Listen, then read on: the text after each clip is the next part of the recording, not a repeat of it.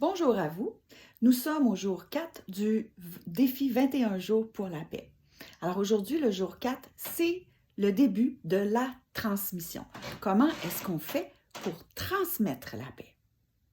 Alors d'abord, il s'agit d'être en paix. La première étape, c'était les 3 premières journées, là. Donc, être en paix, c'est être associé à l'observateur, c'est de faire le choix de voir l'aspect lumineux, l'aspect paisible entre chaque chose, et ensuite d'être cohérent dans l'action. Pour transmettre ça, il s'agit de le transmettre, si possible, aux plus jeunes, aux enfants et aux ados, aux pré-ados surtout.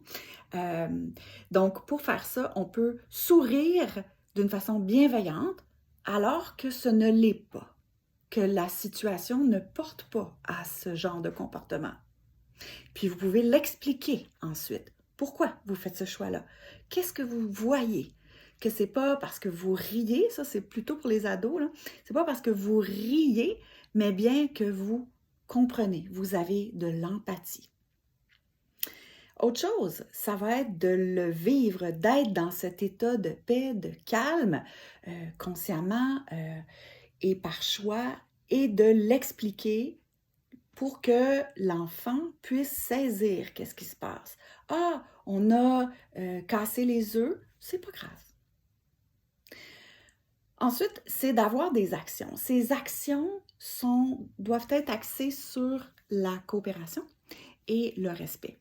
Et lorsqu'on fait cette action basée sur la coopération et le respect, peu importe l'action, eh bien, encore une fois, de l'expliquer, de le démontrer aux jeunes, aux plus jeunes que nous, pour qu'on puisse vraiment répéter ce choix-là dans notre société.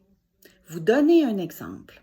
Vous êtes l'exemple pour un enfant, un adolescent, peut-être pour une personne adulte qui n'a pas vieilli, puis vous lui expliquez pourquoi, pour qu'il puisse comprendre le choix, que ce n'est pas un choix inconscient, niaiseux, imbécile, mais bien un choix bienveillant et pour le plus grand bien de tous. Bon défi!